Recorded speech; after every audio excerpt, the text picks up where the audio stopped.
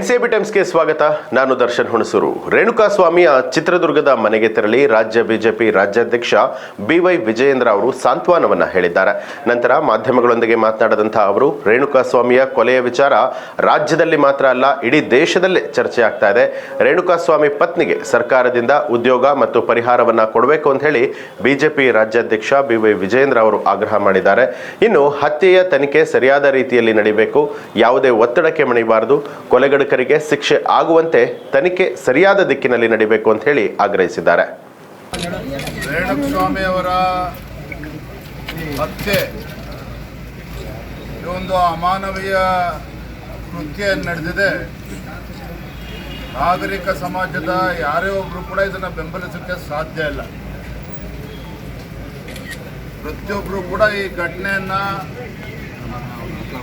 ಅತ್ಯುಗ್ರವಾಗಿ ಖಂಡಿಸಬೇಕಾಗಿರ್ತಕ್ಕಂಥದ್ದು.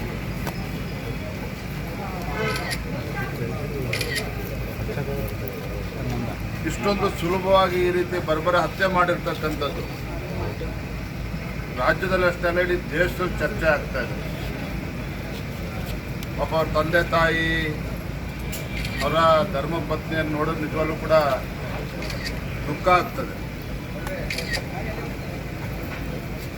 ಯಾವ ರೀತಿ ಅವರಿಗೆ ಧೈರ್ಯ ಹೇಳಬೇಕು, ಅವರಿಗೆ ಸಾಂತ್ವನ ಹೇಳಬೇಕು ಅನ್ನೋದು ಕೂಡ ನಮಗೂ ಕೂಡ ಅರ್ಥ ಆಗೋದಿಲ್ಲ. ನಾನಿವತ್ತು ನಮ್ಮ ರಾಜ್ಯ ಸರ್ಕಾರಕ್ಕೆ ನಾನು ಒತ್ತಾಯವನ್ನು ಮಾಡ್ತೇನೆ, ಮಾನ್ಯ ಮುಖ್ಯಮಂತ್ರಿಗಳಿಗೆ ಒತ್ತಾಯವನ್ನು ಮಾಡ್ತೇನೆ. ಆ ಕುಟುಂಬಕ್ಕೆ ಧೈರ್ಯ ತುಂಬತಕ್ಕಂಥ ಕೆಲಸ ರಾಜ್ಯ ಸರ್ಕಾರದ ವತಿಯಿಂದ ಆಗಬೇಕು.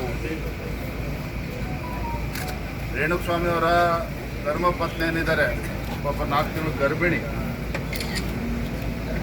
ಮುಂದಿನ ದಿನಗಳಲ್ಲಿ ಹೆಣ್ಮಗಳಿಗೆ ಒಂದು ಸರ್ಕಾರಿ ನೌಕರಿ ಉದ್ಯೋಗವನ್ನು ಕೊಡಬೇಕು ಮತ್ತು ಸರ್ಕಾರ ಪರಿಹಾರವನ್ನು ಕೂಡ ಕೊಡಬೇಕು. ಮತ್ತು ತನಿಖೆ ನಡೀತಾ ಇದೆ.